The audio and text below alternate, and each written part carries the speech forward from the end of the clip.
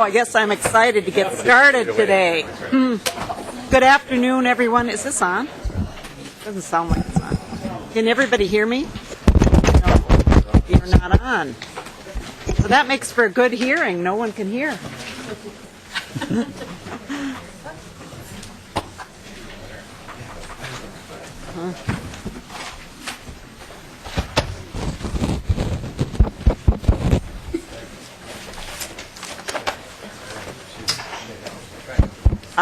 Okay, we are on. Well, again, I'd like to call the meeting to order. Good afternoon, everyone. Welcome to Licensing Day here in the Health and Human Services Policy Committee. This is usually an area that in the past I think we've had different ways to handle it, and usually it takes a whole lot more than a day.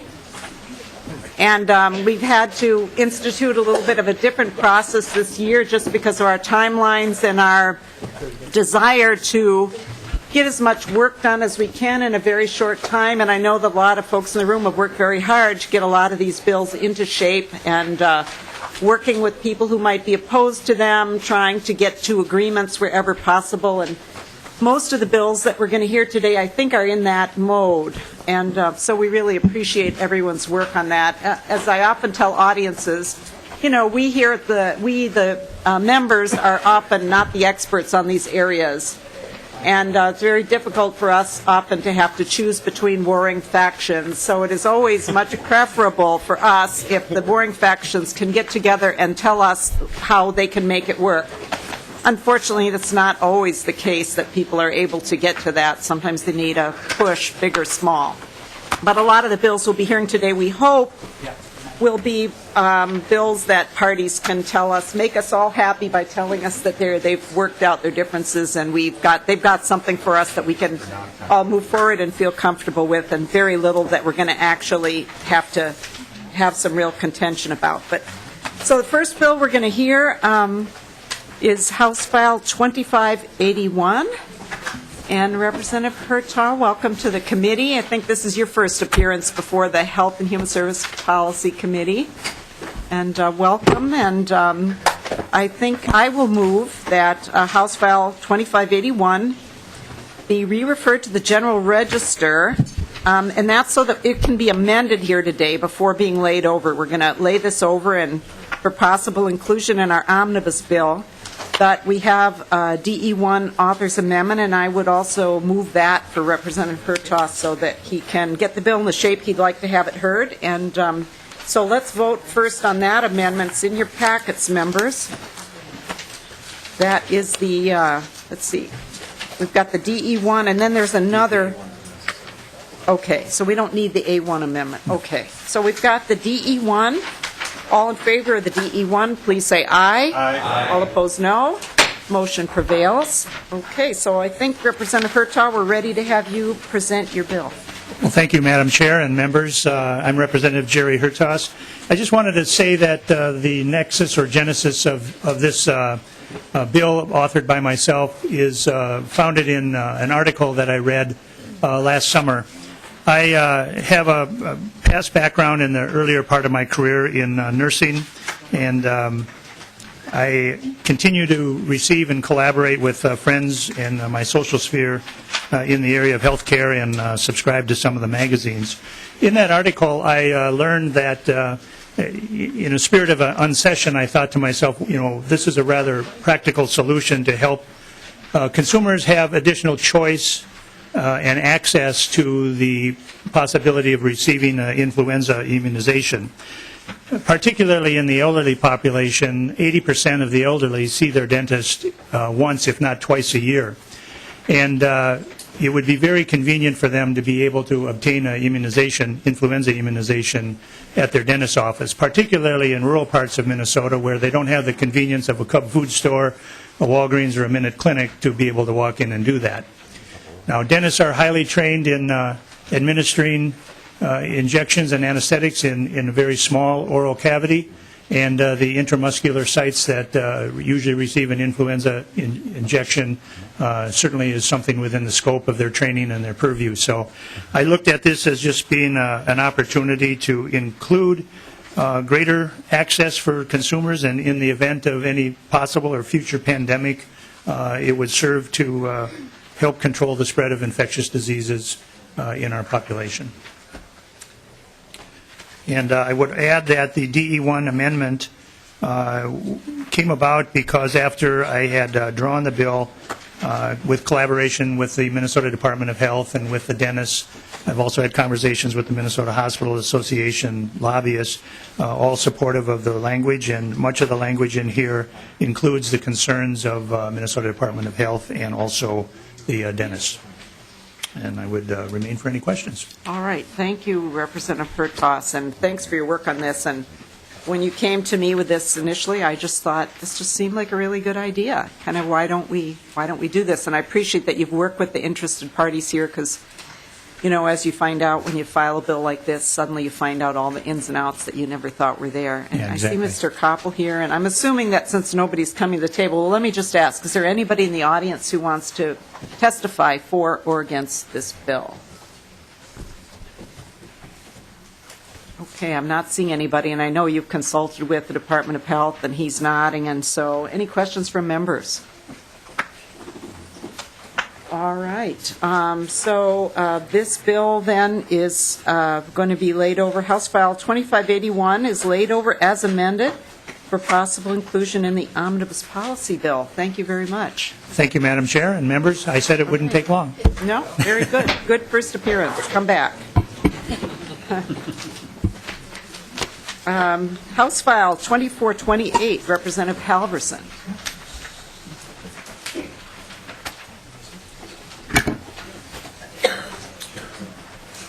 Right, and this one is House File 2428 is going to be laid over for possible inclusion in the Omnibus Policy Bill. Welcome to the committee, Representative Halverson.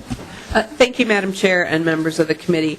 House File 2428 deals with updating license requirements for the Board of Podiatric Medicine.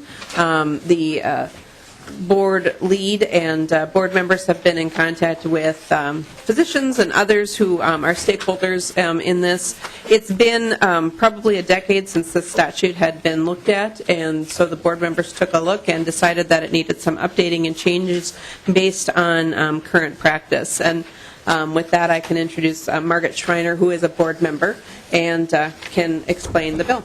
All right. Thank you, Representative Halverson. And before I go to your testifier, I just want to point out for members that the process we had this year was that we asked folks to fill out a questionnaire, which is required by statute, and we added a few questions to that. And as promised, we've included in your packets those questionnaires for the bills that we're hearing and any responses that came in to those. So if you, and for the public, right, we haven't distributed these all to the public today, but they've been posted on our website for a long time. They're there for anybody to look at, but just to note for members, they're in your packet. So we have one from the Board of Podiatric Medicine. So welcome to the committee. Thank you, Madam Chair. As she said, my name is Margaret Schreiner. I'm currently serve as a public member on the Board of Podiatric Medicine. The board is comprised of 7 members appointed by the governor. I also serve on the board's complaint review panel, and I've been a board member for just over 1 year. We'd like to thank you for hearing the bill, and also yourself as an author, and Representative Halverson and Morgan for agreeing to author the bill. There are currently 240 licensed doctors of podiatric medicine in Minnesota. 42 of them have been licensed since 2010, which is an increase of 18%. We only expect this trend to continue as we see an aging population. The board was created in 1915 with the mission to protect the public. It is with this in mind that we are requesting some updating and strengthening of the enabling statute. The changes that we are requesting are as follows. Number 1, to require satisfactory completion of a clinical residency program, which is already in the rules. Currently, it states 1 year, which could possibly result in an individual being dismissed from a residency program after only 1 year and then applying for licensure. Currently, all residence programs approved by the Council of Podiatric Medicine are 3-year programs, and we have 3 excellent residency programs in the state of Minnesota, HCMC, Regions, and Mercy. The second would be requiring reentry programs approved by the board after being out of practice for 2 years or more. We are seeing individuals taking a hiatus from practice and then returning. Number 3, we would ask that they require the same amount of CMEs for out-of-state applicants as we require for Minnesota renewals. Currently, the statute only requires them to have about half the number of educational credits. Number 4, the bill would update our temporary permit language to reflect that there are only 3-year programs being offered and now eliminate an obsolete preceptorship language. The last is an increase from 30 to 40 continuing medical ed credits required for licensures. Most states are requiring a minimum of 40 and allowing only 8 of them to be obtained online. The board worked collaboratively with the Minnesota Podiatric Medicine Association in drafting these changes, and I would stand for questions, and Michelle Barrett, who represents the organization, is also here today. Thank you, Madam Chair. All right, thank you. Any questions from members? Okay, I'm not seeing any, but I have one. Could you, I don't know if we're all aware of what kind of basic training podiatric physician has. Could you just give us sort of the basics? What is their schooling? Because, you know, this gets confusing for us lay people between the various levels of practitioner. Well, Madam Chair, I know that there are 2 levels, but as I said, I've only been on the board for a year, so I would defer to the association, to Michelle, if she could give you more detail on that. Okay. And if she's not able to, I'll be happy to get that information and get back to you. Okay, thank you.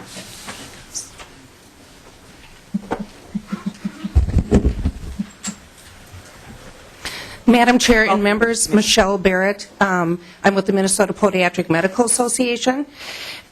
Essentially, a podiatric physician has the undergraduate degree, goes to a school of podiatric medicine for 3 years, and now with these changes, currently podiatrists have a minimum of 3 years residency training before they become licensed. And then if I could just follow up, and then what is it, how would you sort of explain in 10 words what they do? I'm here to help you. They treat and diagnose ailments of the foot and the soft tissue up to the tibial tuberosity. For those of you who don't know what this is and have always been wanting to know, it's the bump below your knee. Okay, thank you. Any questions for members based on any of that? Representative Mullery. Thank you, Madam Chair. What is the difference between that and, I know one guy who was, I think, one of 2 in Minnesota who is certified as an ankle specialist. But he also does foot. So what's the difference, or how do you? Madam Chair and Representative, the difference is that they proceed further with residencies for a specific ankle training. Representative Mullery? Okay, so thank you. So undergraduate education, 3 years of the medical schooling, 3 years of residency, all to take care of the foot and leg below whatever that structure is you named. Okay. Yes, Madam Chair. All right, thank you very much. Any other questions from members? Anybody want to testify for or against the bill? All right, not seeing anything. Thank you very much. So House File 2428 is laid over, laid over for possible inclusion in the omnibus policy bill. Thank you very much. Okay, is Representative Laine in the room? Okay, we're moving so fast that members can't even keep up with us. Okay, so, all right, well, did she have another bill? Madam Chair. Representative Abler. Okay, I just offer a thought, and you're the chair, obviously, but 2 of the bills on the calendar are very controversial, and most of the rest aren't. And there's people here for all the bills, I think. So is there a way we can just fly through the ones that are worked out, and then just save all the discussion for when we want to have long discussions? Just a suggestion, Madam Chair. Well,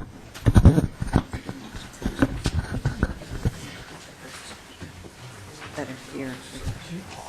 Yeah, well, Representative Abler, we're kind of trying to do that, but there are some people here for the House File 435 and House File 2803 who can't stick around all evening, I understand. So it is our intention to take up those bills in this period, not wait. But if we could, well, let's see, okay, we've got Representative Johnson here, House File 2360. Maybe we could take that up.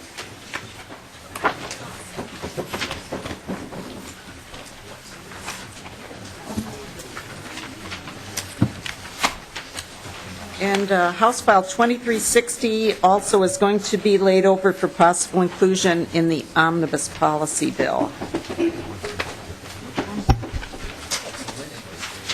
Okay, welcome to the committee. Thank you, Madam Chair, and I so move.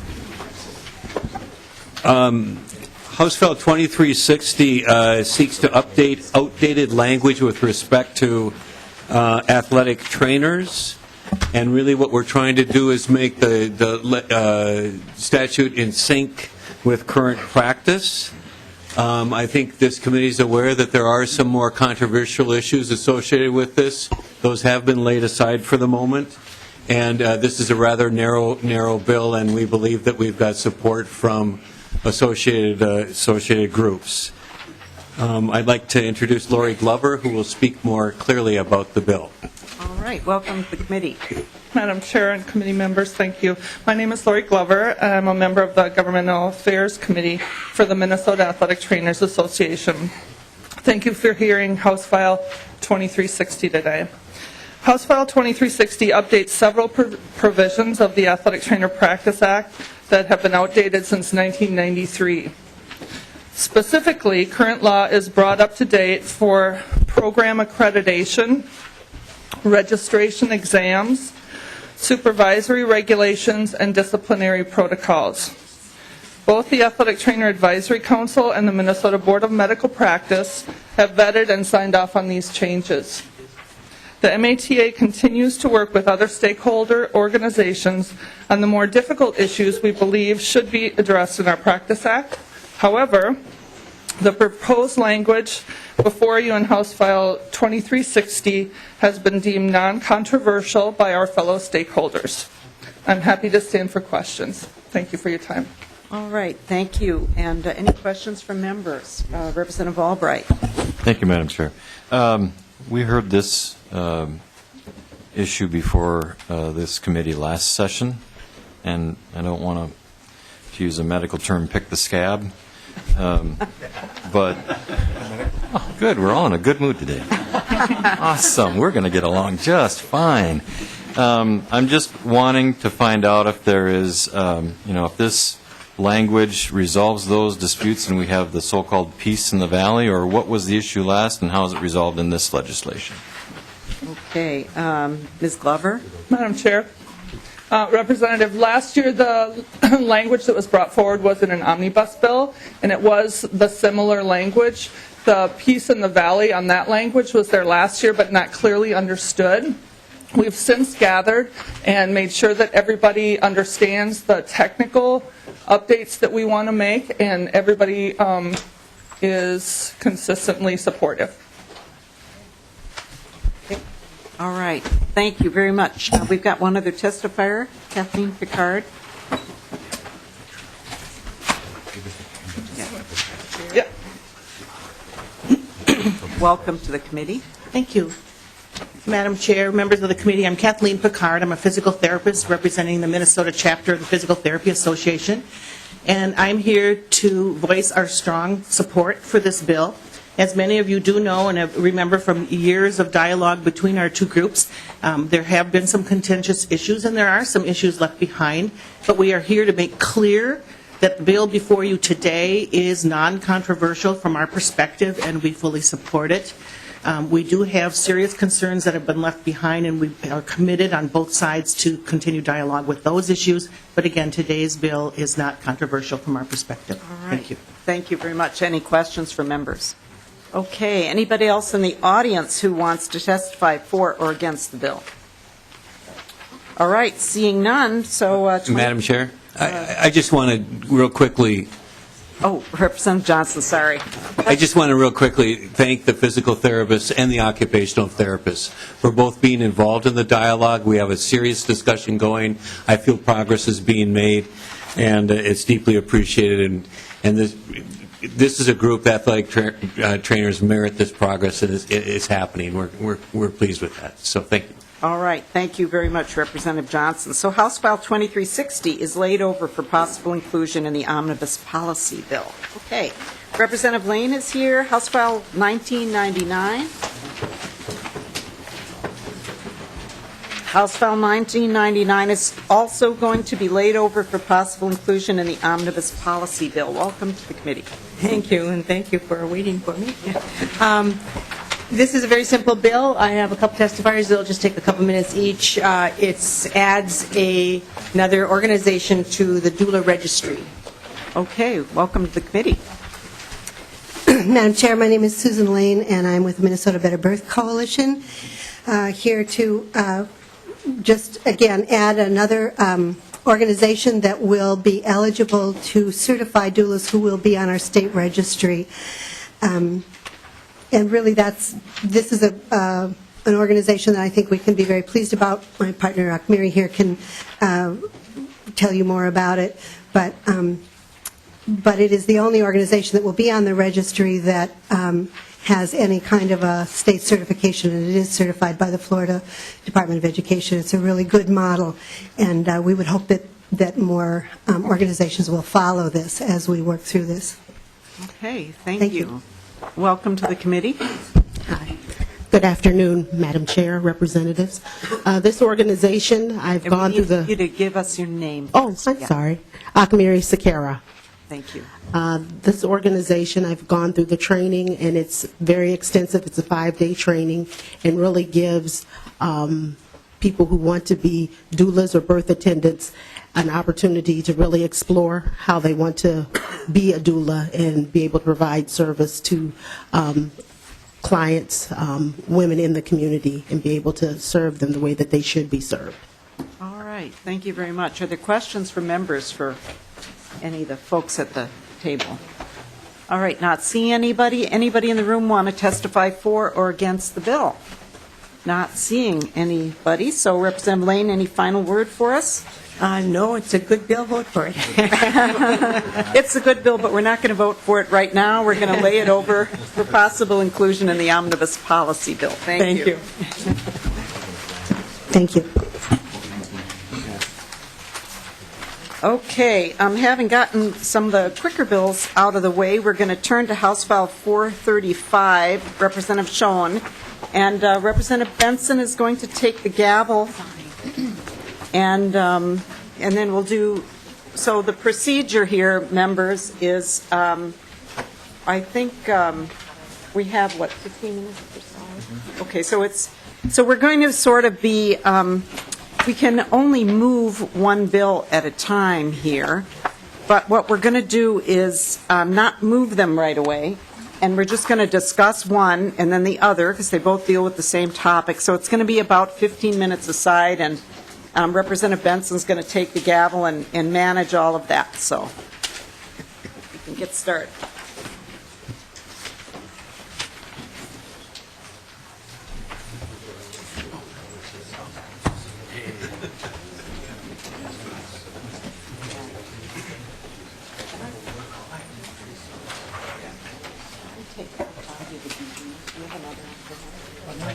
Oh, you have yours.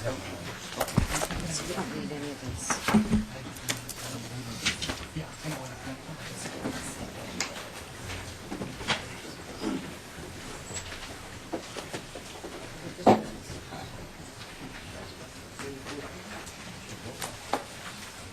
Good afternoon, Representative Schoen. We're going to discuss the bills, and we will work on the DE1 amendment, but we're not moving them at the present time.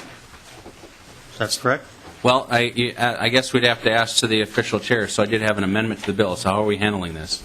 Right, Representative Schoen, we can move those after we move the bill, but you have one on 435. I have one on the other bill. Okay. So we'll just act as though those are the amendments, because we'll be moving them and putting them on. They're author's amendments. You know, usually our procedure is just whatever the author wants to put on in the first committee just goes on. So you can just act as though that's right. what you've got and go ahead and proceed.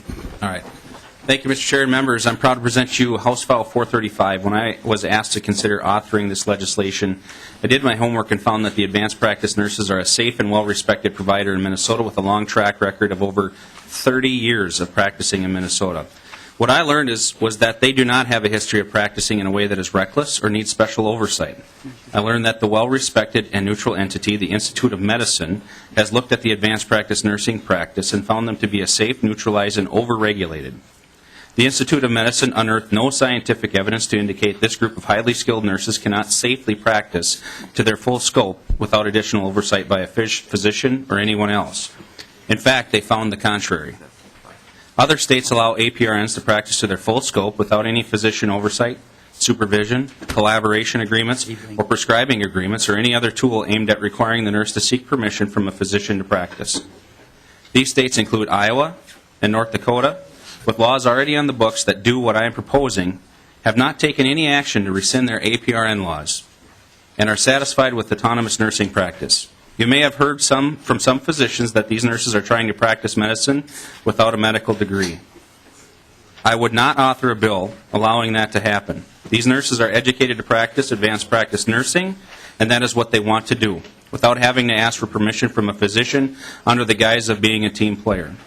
Advanced practice nurses has some overlap with medicine, as do all other professions. In a changing healthcare environment, all of these practices have some overlap.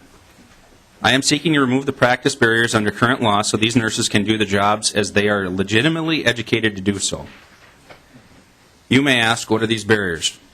Barriers include a written prescribing agreement and that the nurse work in a collaborative practice with a physician. What this has come to mean is that a nurse needs to find a physician to sign an agreement allowing them to practice. In many cases, once this signature is put on the agreement, the physician has nothing more to do with the nurse, and the agreement is simply filed in a drawer to meet the legal standard. In some cases, the physician charges the nurse to sign the agreement. In quite a few cases, the fee is a percentage of the nurse's revenue from caring for patients, and it must be given to the physician in order for him to sign or her to sign the collaborative agreement. You will hear more testimony how the barriers impact APRNs.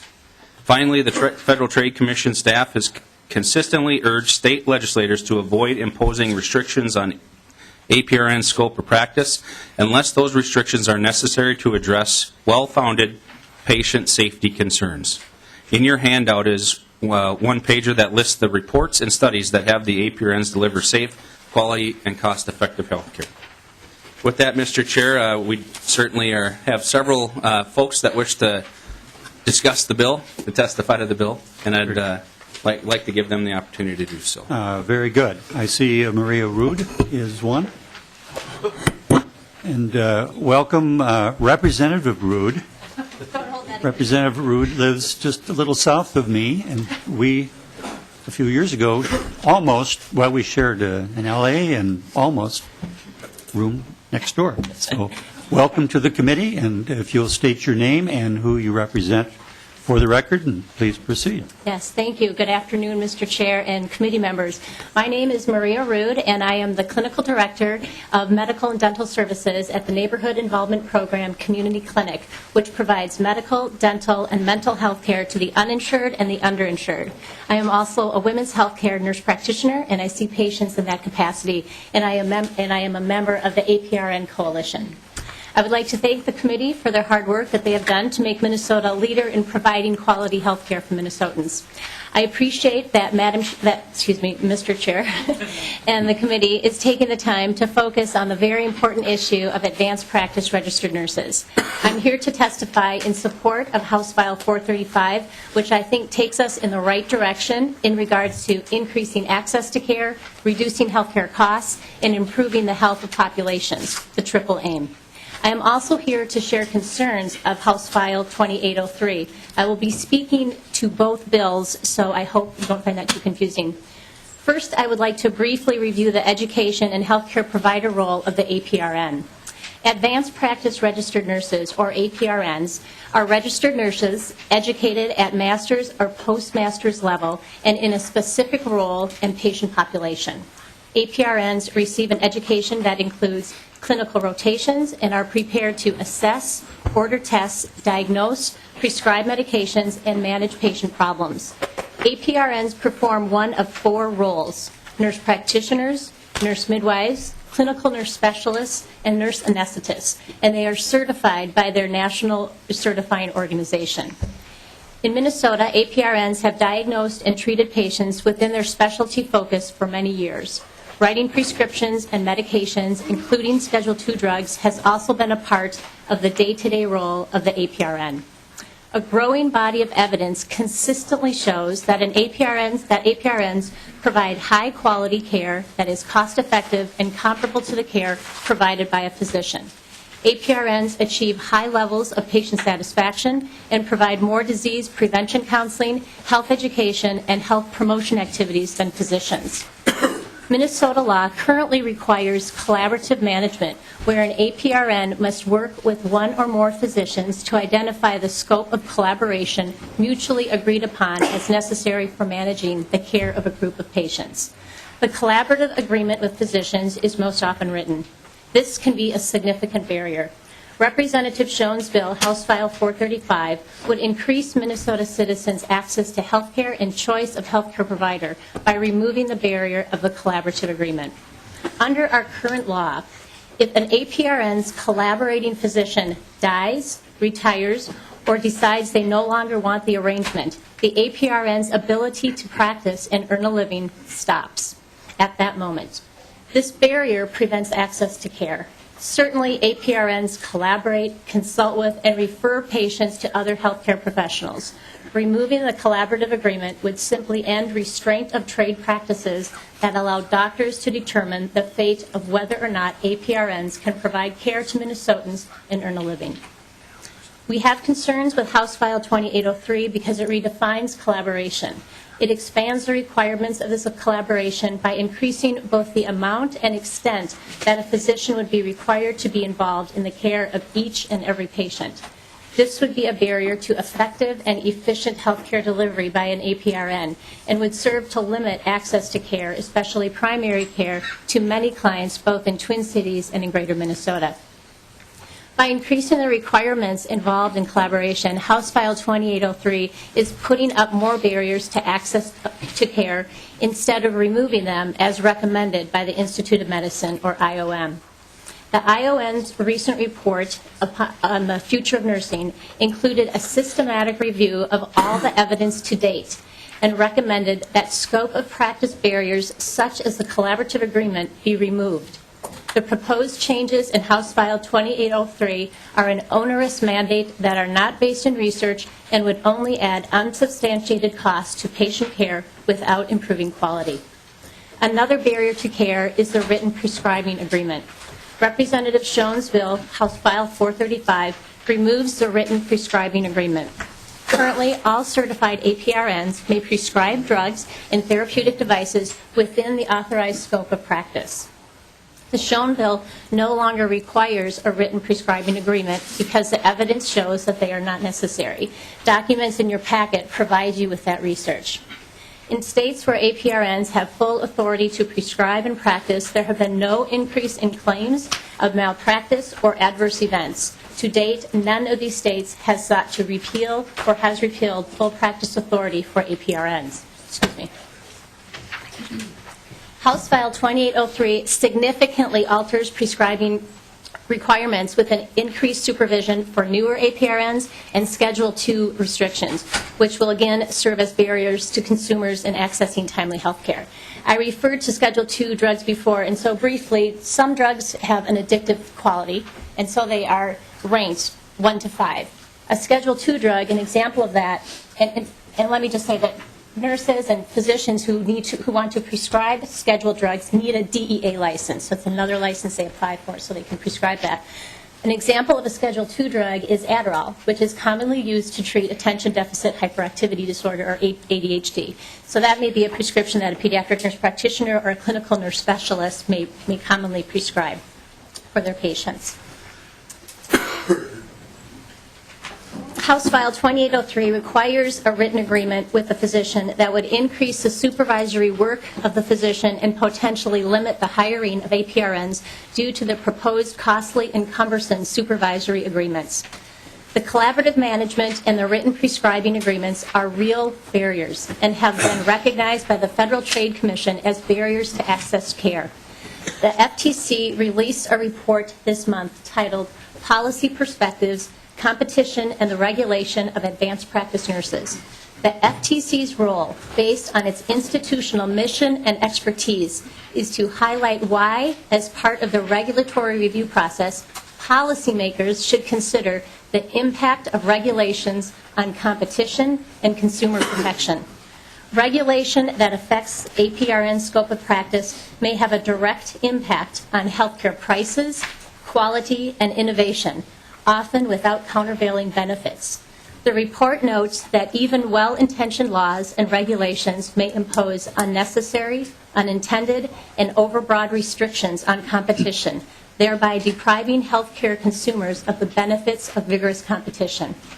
The FTC's findings are consistent with the Institute of Medicine's report, The Future of Nursing, which found APRN's scope of practice varies widely from state to state, quote, for reasons that are related not to their ability, education, training, or safety concerns, but to the political decisions of the state in which they work, unquote.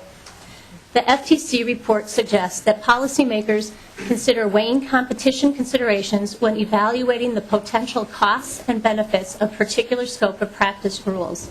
The goal should be to avoid imposing restraints that may tend to impair competition in a way that is greater than necessary to address legitimate health and safety concerns.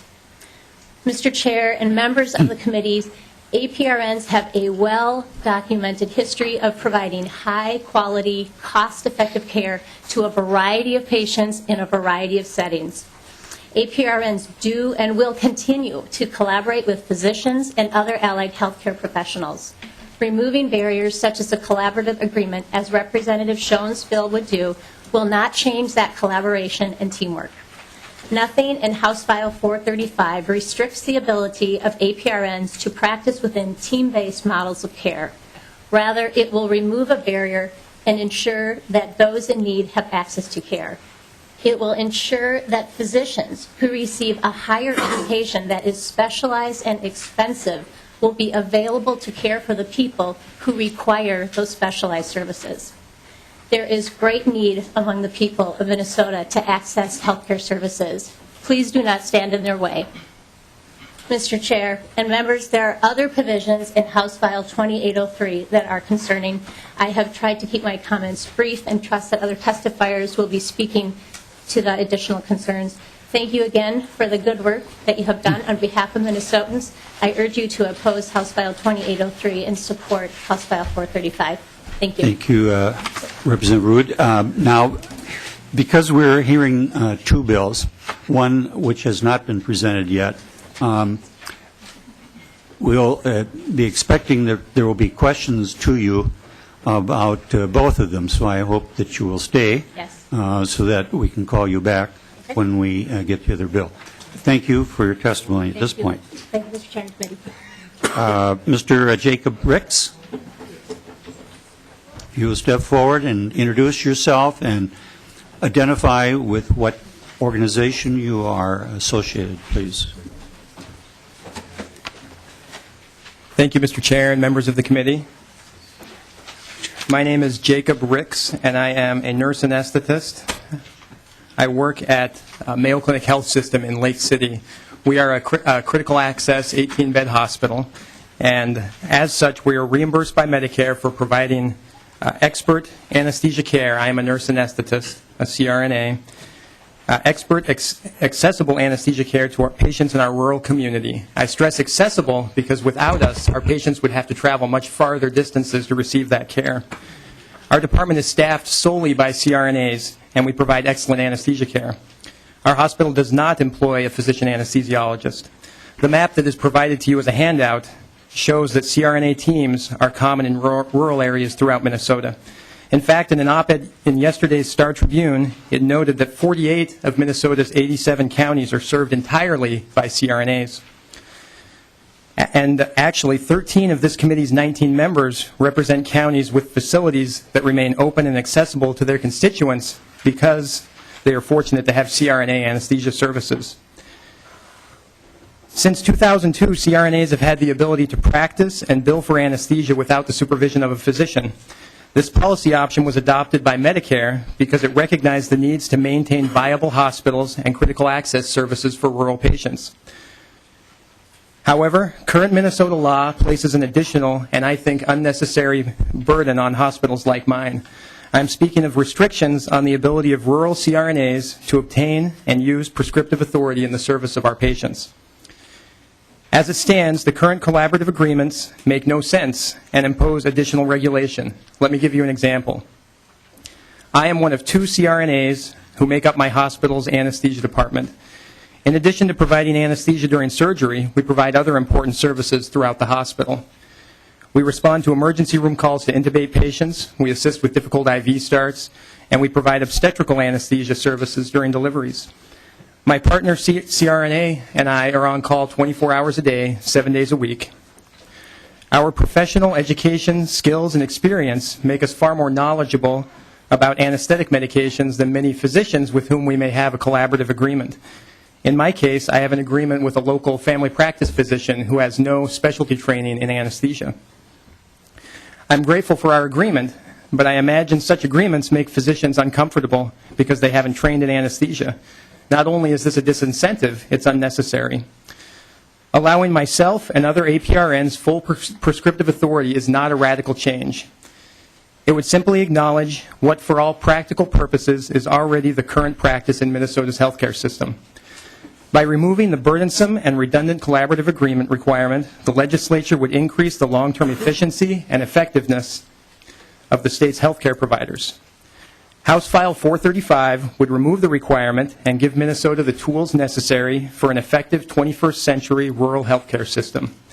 Unfortunately, House File 2803 moves the state in the exact opposite direction.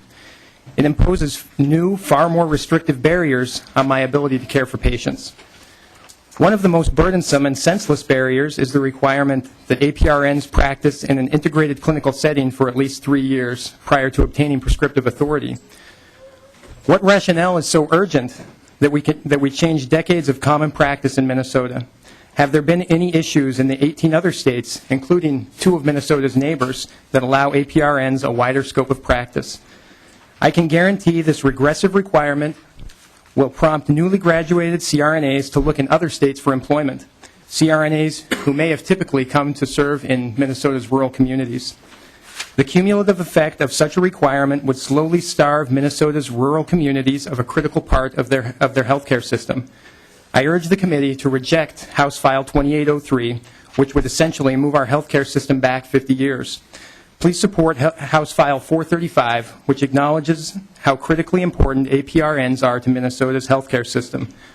With this bill, we will take a huge step into the future of safe, accessible, and cost-effective healthcare. Thank you. Thank you, Mr. Ricks. And again, we hope you can stay. There will be some questions, I'm sure. And by the way, we have now used 14 and a half minutes. We were hoping to get through the testimony in 15. So I just want to remind you all that we have to be out of here by 4 o'clock out of this room. 3:45, even worse. So please keep that in mind, testifiers. So that we have an opportunity to ask questions. That's very important for us. These bills are being laid over, and so we want to be as well educated as we can when we're faced with this issue. So, Ms. White, if you introduce yourself and who you are representing today, yes, for the record, please. Mr. Chair and Representatives, thank you for the opportunity to testify in favor of House File 435 and in opposition to House File 2803. My name is Catherine White. I am a nurse anesthetist and the incoming president of the Minnesota Association of Nurse Anesthetists. Nurse anesthetists often refer to themselves as healthcare's best-kept secret. The majority of our interactions with patients go unrecognized because our patients are asleep while we're providing their care. Today, however, that invisibility provides some of the most powerful evidence for the high quality of our education and for our century-long record of safety and service to the citizens of Minnesota. Minnesota has a special connection with nurse anesthetists because the profession began right here in Minnesota, right down the road in Rochester. A nurse named Alice McGaw became the chief nurse anesthetist for the doctors William and Charles Mayo in the late 1800s. At that time, anesthesia was still in its infancy. There were few standard protocols for its delivery and no specialists to deliver it. There were no monitors other than the nurse anesthetist census. The Mayos recognized the need for specialization and decided that nurses made the most effective anesthesia providers. McGaw became well known here and abroad for her contributions to safe and effective anesthesia. Today, anesthesia is safer than ever. Anesthetic medications and techniques have gotten better and better. So too has the education of nurse anesthetists. I currently teach in the University of Minnesota's Graduate Nurse Anesthesia Program, a 3-year curriculum that leads to a clinical doctorate in nursing. Our program is both rigorous and extensive. The students we accept to the program graduated at the top of their undergraduate nursing program, and they have been high-performing nurses in intensive care settings. Our students are thoroughly grounded in science courses. This provides the academic foundation for the many hours of clinical training that follow. Here they gain hands-on experience in a wide variety of clinical settings. During their graduate nurse anesthesia program, our students, like all CRNAs, receive an excellent clinical and academic foundation in the principles of anesthesia delivery, anesthesia safety, and pain management.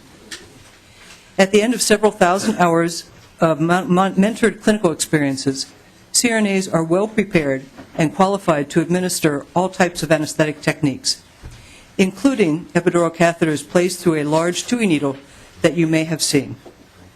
We do this as part of our foundational skills. I know that needle looks scary, but nurse anesthetists use them safely and with finesse every day of the week, all the time. I oppose House File 2803 because it fails to recognize the rigor and high quality of our graduate nurse anesthesia education. It ignores the long-standing and significant contributions nurse anesthetists have made to the healthcare system in Minnesota. It erects significant barriers that threaten to unravel the state's healthcare system. It improperly divides oversight of APRNs between state boards of nursing and medical practice. Since our profession is nursing, we should remain solely under the oversight of the Board of Nursing, which, unlike the Medical Practice Board, knows the difference between the practice of nursing and the practice of medicine. House File 2803 would seriously jeopardize the ongoing treatment in rural Minnesota of patients who suffer from chronic and debilitating pain. House File 435, on the other hand, recognizes that nurse anesthetists are an integral part of the delivery of safe and effective health care in Minnesota. It also gives us the tools we need to practice effectively in a rapidly changing healthcare environment that will rely ever more heavily on APRNs. Thank you for your time. Thank you. And I'm happy to answer questions. Thank you. And again, we may call you back, so please stay. Yes, sir. Mr. Dennis Bliss. Mr. Bliss, we're sitting now at 19 minutes. We were hoping for 20 minutes at most for this testimony. So if you could shorten your discussion, and in spite of the fact you were so kind to be here, would be appreciated. So if you identify yourself for the record and who you represent, please. Then So, Mr. continue. Chair and Representatives, thank you for the opportunity to testify in favor of House File 435 and in opposition to House File 2803. My name is Dennis Bless. I am a nurse anesthetist practicing in Edina, Minnesota, and I am the current president of the American Association of Nurse Anesthetists. The AANA represents 47,000 practicing nurse anesthetists across the country, and that is 91% of all practicing CRNAs. I'm going to focus my testimony specifically on the issue of pain management and CRNA practice and pain management because I think that that is a really important issue that is being debated here today. It's also, I believe, important to keep in mind that the standard of care for anesthesia is the same whether a CRNA or an anesthesiologist.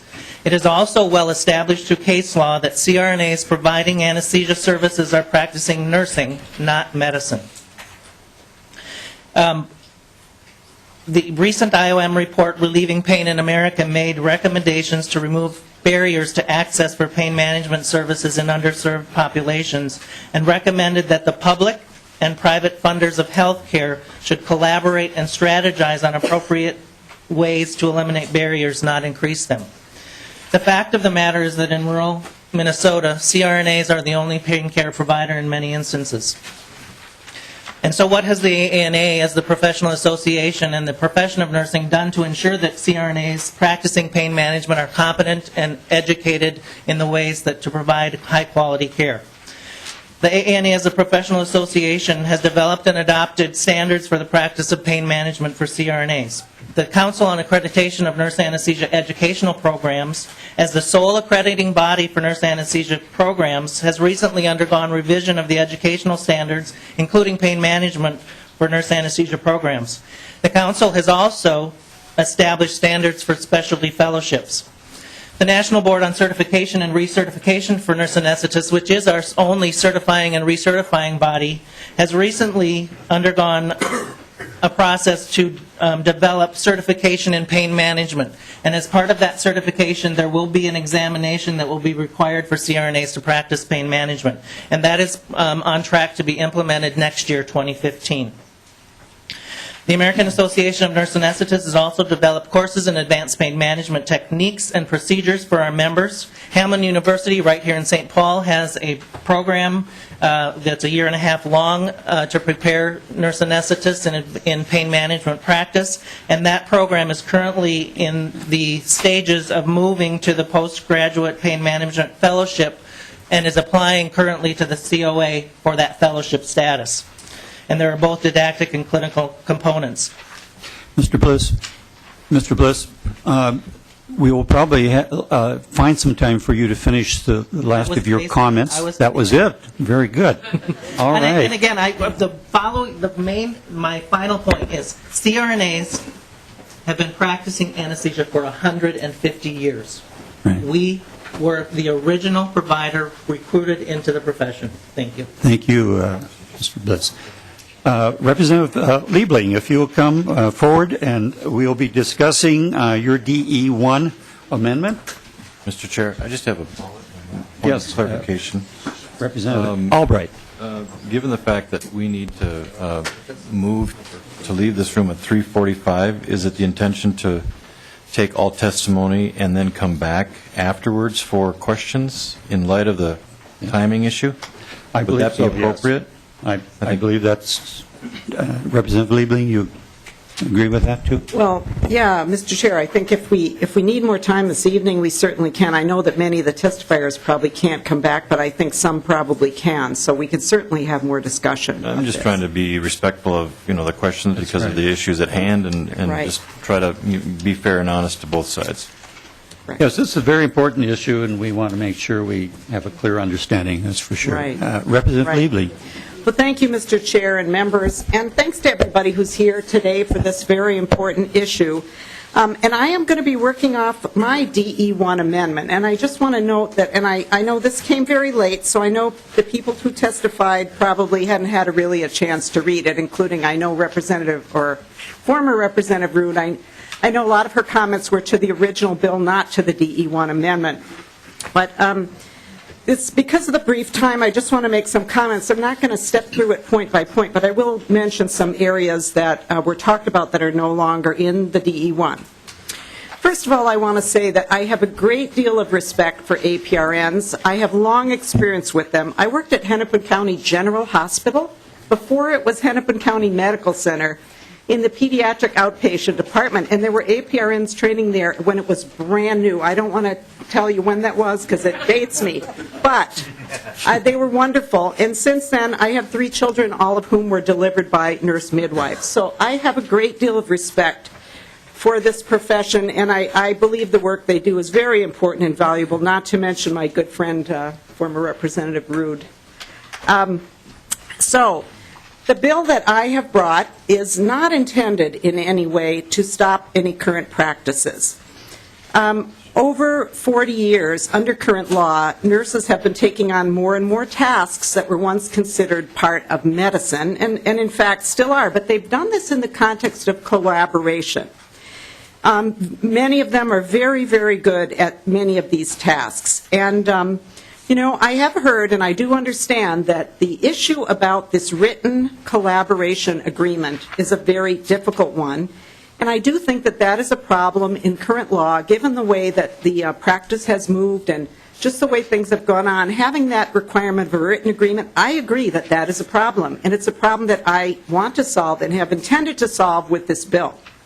But at the same time, when I've asked APRNs, if you're practicing not in context of collaboration necessarily, and I get the point that usually they are anyway, but in the cases where they're not, how is their scope of practice defined? Well, what the DE amendment on the first bill does is it says there's a national organization that's going to define our scope. I think that's a problem. I think in Minnesota we tend not to want to delegate our decisions on things like scopes of practice to national organizations. I think we want them right here in Minnesota. Another problem I think we have that really is a problem is that the Board of Nursing, which is right now oversees APRNs, has only one APRN on it. The rest are either RNs, LPNs, or public members. And if I'm wrong, this is what the statute says at any rate. So one APRN helping to decide, to supervise and decide what the scope is for in any given situation. So the real question for us, I think, is if we're not going to require APRNs to work with a physician, how are we going to assure that there is safety and efficacy for Minnesotans? So my bill is not intending to prevent APRNs from doing anything they currently do, but it also does recognize they are not physicians and that they should not be completely separate from physicians because a lot of their things they do overlap. And there's a lot that they have to learn, just as physicians have a lot to learn from them. And I also take the point that there are things they do much better than physicians. Nevertheless, they don't have the extensive education and training that physicians do have. So how do we work out this thorny issue? Well, I do want, in my bill, I do remove the barrier of the signed agreement, which has been so problematic, but only for APRNs who have 3 years of work in an integrated setting. And several speakers here have mentioned the Institute of Medicine, and as I read that document, I believe it calls for consideration of having some kind of residency for APRNs. Currently, there is no requirement of any postgraduate clinical type of a training. What the bill calls for is not a period of training, it's a period of being able to work. Just work in an integrated setting, and if you've done that for 3 years, you can go out and do your practice without any kind of written agreements with anybody. And I've removed the Schedule 2 language, by the way, because that just, I think, I had in their language restricting Schedule 2 prescribing. We have a big problem. We on this committee know we have a huge problem with addiction, but I think that that was not the best way to handle that problem. Nevertheless, we'll have to grapple with that issue in other ways. So I believe that what my bill now does is it strengthens the training aspect of APRN practice. And I believe that what it would do is not impact or restrict APRNs on a daily basis at all. I think they would find that their daily practice would be pretty much the same, except for those who would have more freedom under my bill as what they've asked for, to not have to deal with that agreement for people who have 3 years of practice already. But the trade-off is the need to be underneath a body that actually understands their scope of practice and can help develop that body of what that means. And that's why I've designed here a joint committee that would still be under the Board of Nursing, but that the Board of Medical Practice would be half physicians and who practice with APRNs and half APRNs, and that would be the body, a body that actually understands what APRNs do on a daily basis, that would be responsible for guiding this process. So there's a trade-off going on here. If you're going to take away the requirement of collaboration, you need to have something in its place, not just say somebody in Washington or wherever they are is going to do this. So that's kind of the general outline of this. I also have testifiers. I want to give them a chance to testify, Mr. Chair, and so I will stop right here, and thank you for your attention, members. Well, Representative Liebling, we can just about get the time in, but I do want to make sure we have equal time. So we had run about 23 minutes before with the other testifiers. So if Dr. Darren Garish is here, we can hear your testimony. And if you will identify yourself for the record and with whom you are associated, please, and then please proceed. Mr. Chairs and member of the committee, my name is Darren Gersh, and I'm a family physician practicing in Albany, Minnesota. I am the current president of the Minnesota Academy of Family Physicians. I am here today on behalf of the Minnesota Medical Association and the Minnesota Academy of Family Physicians. One area I'm very passionate about is rural health. This is where I have chosen to practice. I worry about who will care for our rural citizens in the future. While the challenges to our healthcare workforce are great, I plead with you not to change your commitment to delivering high-quality care throughout the state. We need to better leverage the talents that all healthcare professionals bring to the table, and both the MMA and the MAFP support efforts to ease the administrative burdens and challenges in current law that inhibit appropriate APRN prescribing and practice. But I would suggest that the solution to our rural access problems is not APRNs practicing independently from physicians. There are educational, training, and experience differences between physicians and APRNs. That does not mean one is less valued than the other. It just means that we need to carefully define those boundaries for the benefit of Minnesota patients. My practice of family medicine is extremely broad. I treat patients from birth to grave with all levels of conditions and disease and all levels of complexity. Part of my practice is treating conditions that many think are easy: ear infections, strep throats, well baby checks. But much of my practice includes patients with multiple chronic conditions: diabetes, asthma, depression, heart disease. Also, one of the biggest challenges I have is when I walk into an exam room, I don't always know which category the patient will fall into. One example is I had a patient who came in with dizziness. When I did my exam, things just didn't quite check out right, and so I ended up doing a scan, and that patient ended up having an aneurysm that was about to rupture. Had I not seen that fine neurologic changes, that person may have died. I practice in a clinic that has family physicians, nurses, advanced practice nurses, and physician's assistants. I have worked with all of them for over 20 years. And we all work closely to provide the best care we can to the patients we serve. I depend on all these professionals in my work. The basis of my practice is a team of practitioners working to provide the best care we can to our patients.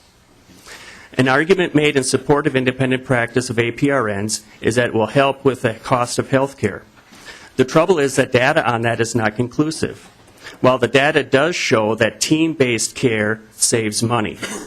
In an article, Benefits of Implementing the Primary Care Patient-Centered Medical Home, the authors quote 34 studies that show that team-based care improved outcomes and decreased cost by as much as 30% in some cases. Even more recently, the Minnesota Department of Health released its evaluation of healthcare homes within the last 2 weeks. The report shows that clinics that are healthcare homes with a team of practitioners working together outperform other clinics and reduce costs by 9%. These studies show the value of collaborative, team-based care. We have also heard many times about the Institute of Medicine's report on the future of nursing and how it clearly makes a case for independent APRN practice. In fact, that report also talks about the importance of team-based care. To quote the IOM report directly, quote, teams need to include patients and their families as well as a variety of health professionals, including nurses, physicians, pharmacists, physical and occupational therapists, medical assistants, and social workers. My fear is that House File 435 will result in silos and fragmentation of care, while House File 2803 attempts to promote and encourage integrated care. Thank you very much for the opportunity to testify. I'd be happy to answer any questions. Thank you, Dr. Gersh. And again, for all testifiers and people who are interested and may want to testify, and for members, we're going to be try to come back here by 6:30 or so, but we will not be in this room, we'll be in room 5. It's a little larger and a little more comfortable for us. So I don't know, Doctor, if you will be able to come back or not. Unfortunately, I would not be able to make it back, Mr. Chair. And I know you have time constraints. If you do have any questions, I'd be willing to answer them. But unfortunately, I have other obligations and will not be able to make it back at that time. All right. Well, thank you for your testimony. All right. Thank you. How are we going to handle it, Mr. Chair?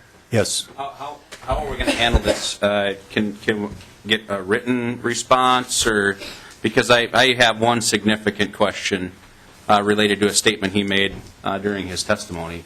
And I know that we didn't do that before, but if he can't stay. Yeah. Well, Mr. Chair, Yes. I similarly had questions for the other testifiers. I mean, I don't know what we can really do about that, except, we can probably convey questions. The bills are going to be laid over, so there's still more time. It's not as though people need to make decisions today. Obviously, the language will get worked on through that process. So we do collect the contact information for testifiers. So I think that, if they're willing to take questions by email, certainly this evening we can continue with this bill. And, although we recognize not every testifier will be here. And Representative Liebling, as you said, we will be discussing this further, and there will be other opportunities. Right. And maybe a written interrogatory would be in order as well.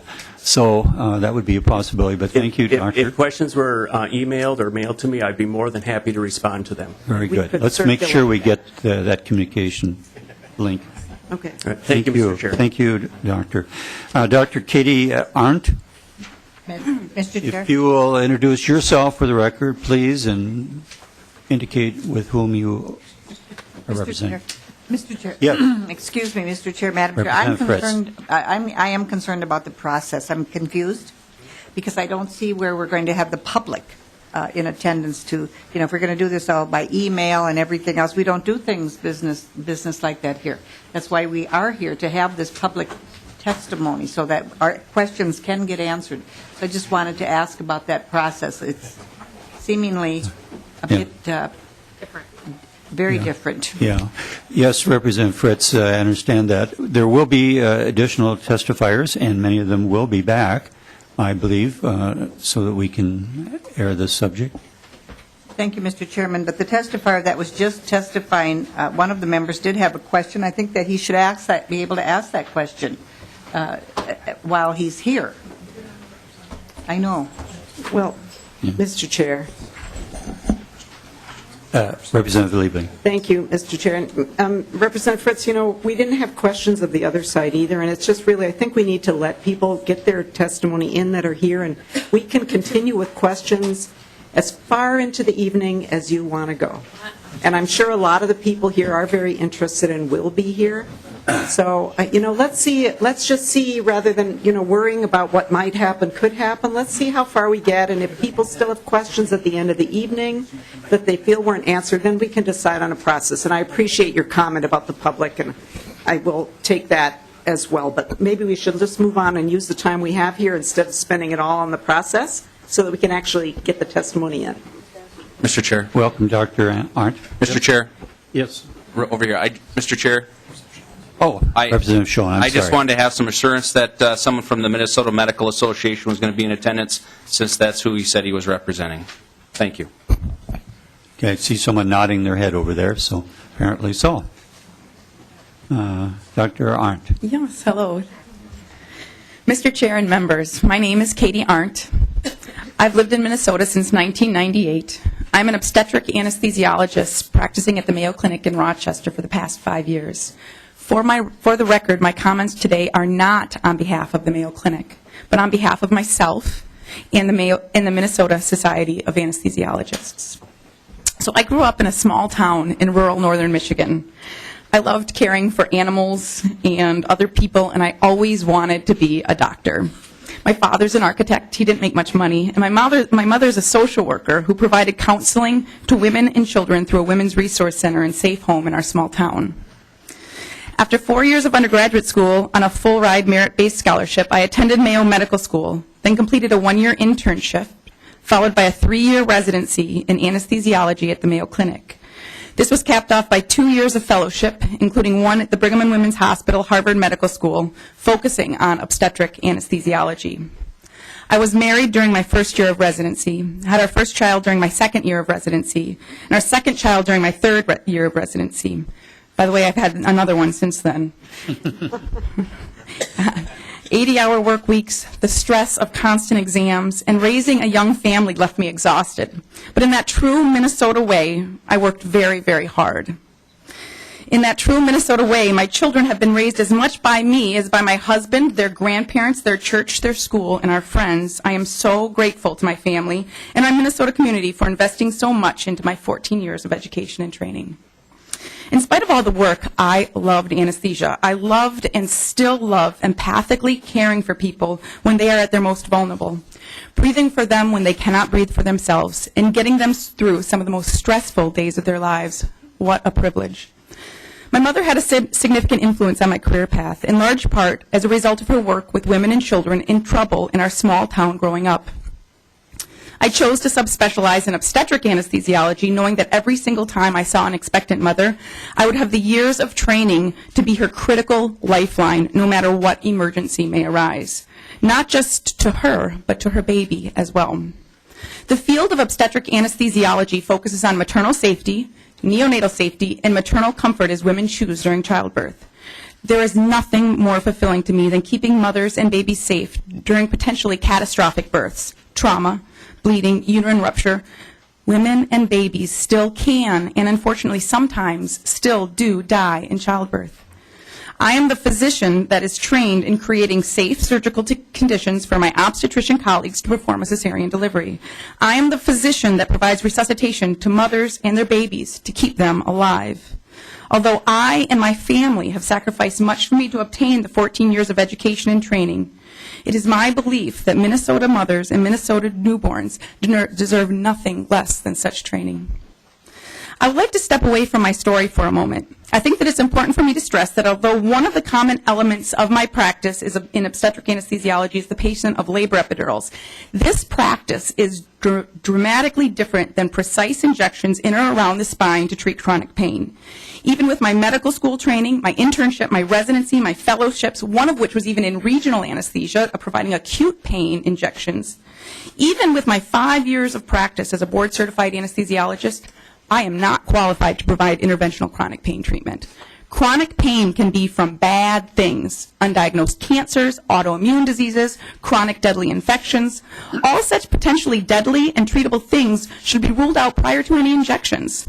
Pain treatment is just not about sticking needles into patients. Patients deserve a care team that involves physician in their diagnosis and treatment of their chronic pain. To return to my story, though, with respect to the particular bills before you today, the concern I want to highlight the most is the elimination of team-based healthcare delivery. We need collaboration amongst the patient's care team. Even as a physician myself, there's not a single patient that I see where I have not collaborated with a physician obstetrician or physician surgeon about the patient's care. Collaboration is central in the delivery of medical care in general, in general anesthesia and obstetric anesthesia specifically. Every single day I work with a team of obstetricians, nurse midwives, family physicians, neonatologists, pediatricians, neonatal nurse practitioner, nurse anesthetists, labor and delivery nurses, social workers, the list goes on, to make sure that we can meet every need of our patient no matter what situations arise. In childbirth, a mother can go from a seemingly completely healthy state to critically emergent in a matter of seconds. In fact, I'd like to share a story with you. My team cared for a healthy, beautiful young woman who had a placental abruption. The placenta tore off the wall of the uterus, so the baby was receiving no nutrients whatsoever. 1 minute she was in her labor room talking with her husband, and the next minute the fetal heart tones had disappeared. Our team rushed her into the OR and had her safely under anesthesia within 9 minutes from when the obstetrician alerted us that her baby was dying. We saved the baby's life just in time. The mom, in the meantime, was bleeding quickly. We aggressively yet precisely resuscitated her with vasoactive medications and blood transfusion. 2 hours later, she awoke, back in her labor room, holding her husband's hand. The pH of their baby showed that our team truly delivered him just in time. And in spite of this massive placental abruption, he will have no cerebral palsy. and he will have a mother to raise him. This baby's father sobbed with appreciation when our team brought his wife back to her room. Dr. Arndt, Yes. because of the time pressure, we're now at 12 minutes, and I want to have an opportunity for your colleagues, 3 of whom have not had an opportunity to speak. Absolutely. And we have to leave here. I can cheat on a couple, 3 minutes, I guess, but not too much farther then. So if you could conclude your comments now, and hopefully there will be questions for you later. Perfect. So although 90% of total anesthesia cases involve an anesthesiologist working with a CRNA in Minnesota, we recognize that they're not always present in the hospital setting. However, we strongly believe that this should not create a system whereby the patient is not getting the critical collaboration and consultation with physicians working with the CRNA. That woman had 9 minutes. 9 minutes to induce anesthesia on our patient. It's very important that collaboration occurs before and not after someone realizes that the patient's care has exceeded their training. That woman came to my hospital. Our team received the privilege to keep her and her baby safe. But she could have arrived at any hospital in Minnesota. Mr. Chair, as a mother of daughters, it is my belief that no matter what hospital she goes to in Minnesota, she and her baby deserve to be this safe. Thank you very much. Thank you, Doctor, and I hope you may able to come back. I will be. Oh, that's very good. Thank you. Dr. David Schultz, please. Welcome, Doctor, and if you identify yourself and also your association. Good afternoon, Mr. Chair. And proceed. Members of the committee. My name is Dr. David Schultz, and I'm a medical director for MAPS Medical Pain Clinics. I'm a board-certified anesthesiologist with additional board certification in interventional pain management, and I've been practicing interventional pain management for the past 20 years in Minnesota. I'm here today representing the Minnesota Society of Interventional Pain Physicians. As physician specialists, we are very concerned about the APRN National Model Act being proposed. First and foremost, not all APRNs are the same, and Representative Schoen's bill treats them as if they were. Nurse practitioners evaluate and manage patients with non-invasive means and want to do so more independently. Perhaps that's reasonable. CRNAs, on the other hand, are asking to expand their scope of practice into a new, high-tech medical specialty where we perform high-risk, image-guided, invasive procedures that have the potential to paralyze or kill patients. This new medical specialty is called interventional pain management, IPM for short, and only board-certified physicians with subspecialty training are qualified to be working in this field. We're not talking about low back injections here. We're talking about procedures like kyphoplasty or vertebroplasty, where we inject liquid cement into spinal fractures, implant of neurostimulators and intrathecal pumps with either wires or intrathecal catheters right next to the spinal cord in the upper back or neck, and diagnostic discography, where we're placing needles into lumbar discs or cervical discs to try to help surgeons guide surgical therapy. Most physicians, including board-certified anesthesiologists, are not qualified to be practicing in this field, so how can CRNAs possibly be qualified to do so? Interventional pain management procedures are minimally invasive but maximally dangerous, and as such, restrictions are necessary because of the potential risks involved in treating chronic pain. Potential complications of pain procedures include life-threatening allergic reactions, spinal infection including meningitis, spinal bleeding, nerve damage, spinal cord injury with paralysis, stroke, and death. IPM is far more than placing needles into the body. It requires taking on the diagnosis and management of some of the most complicated and challenging patients in all of medicine. These patients have already failed routine medical care by their primary physician. They've seen the neurologist and failed that. They may have had 1 or 10 spine surgeries, and then they show up in the pain clinic, and our task is to diagnose and treat them, and that takes an extensive medical background and training in order to do that. So I draw on my vast experience as a doctor and on my medical school, residency, and specialty training to treat these patients. And CRNAs have absolutely no training to do these procedures that we're talking about here. Patients have been severely injured by nurses practicing interventional pain management, and states are starting to take action to protect their citizens. In 2010, Oklahoma passed a law to define terms such as chronic pain, fluoroscopy, and interventional pain management. It further declares this practice may only be carried out by licensed physicians. Louisiana also protects its citizens by way of a legal ruling from the Louisiana Supreme Court, which notes the lack of guidelines necessary to assess the competencies, skill set, abilities, and training needed for nurse anesthetists to begin performing interventional pain procedures.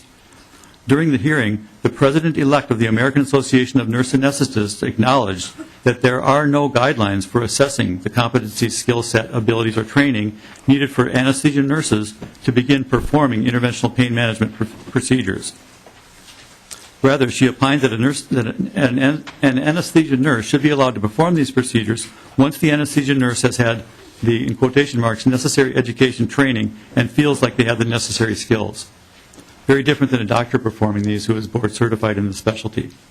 The court concluded that the practice of interventional pain management is not within the scope of practice of a nurse anesthetist and is solely the practice of medicine. Missouri passed legislation in 2012 defining interventional pain management as the practice of medicine after 2 patients were paralyzed by non-physicians performing nerve injections with steroids. And currently, a bill is working its way through the Illinois legislature after another patient was paralyzed by a non-physician. We have heard people say that CRNAs are practicing IPM in Iowa, and we know that there are a few doing so. However, you should have in your packet a letter from Dr. Mark Huntoon, who was at Mayo and headed the anesthesia training program there, and now is at Vanderbilt University, who used to be, he was treating a patient in Iowa at the Mayo who was paralyzed by a non-physician incorrectly injecting his spine. I asked this committee how many people need to be injured or paralyzed throughout the country before our government understands that IPM is the practice of medicine and should only be performed by qualified physicians. Dr. Schultz, again, we're faced with a problem here. Sure. And if I may interrupt you, and I hate to do that, but I'm just wondering if Dr. Todd Arsnot is here. You're here. Are you able to come back at 6:30? All right. Dr. Schultz, if you don't mind, I'm going to ask Dr. Arsnot to come down. Okay, sure. And possibly can continue, but we're already 5 minutes over now, so Okay. thank you. Mr. Chair, can we find out if he's going to be able to come back? Yes. Dr. Schultz, you said you would not be able to come back, or you could? Unsure. And then we still have also another testifier, Shirley Brecken. You can come back. Very good. All right. Welcome, doctor, and if you would identify yourself for the record. Yes. My name is Dr. Todd Arsenault. I am a board-certified radiologist practicing in St. Paul and have been doing so for 16 years. I am here as the president of the Minnesota Radiological Society. My objections to opposition to 435 can be stated really pretty quickly under 2.24. It says that they can order, perform, supervise, and interpret diagnostic studies. As a radiologist, I find that language very vague. Ordering, we have worked very hard with systems, physicians, and health systems as radiologists to make sure that the studies, advanced diagnostic imaging studies, any diagnostic imaging study that is ordered is appropriate, well-defined, asks questions, and is cost-effective. I don't see anywhere in the language of this bill or any of the language of the training of the APRNs that they are qualified to do so. Also, to get even further with that, performing such imaging studies seems to me very much beyond the scope of any of their training that I can see. Supervising and then interpreting. As a radiologist with 12 years of postgraduate training and a fellowship on top of that, to think that in a 2 or 3 year program you could acquire the skills necessary to interpret diagnostic imaging is, for lack of a better word, ludicrous. So that's all I really have to say. Thank you, doctor. Thank you. I just want to remind members and people who are interested, we will be back here at 6:30 or so, but in room 5. Not in this room, but in room 5. So with that, we're going to recess until 6:30.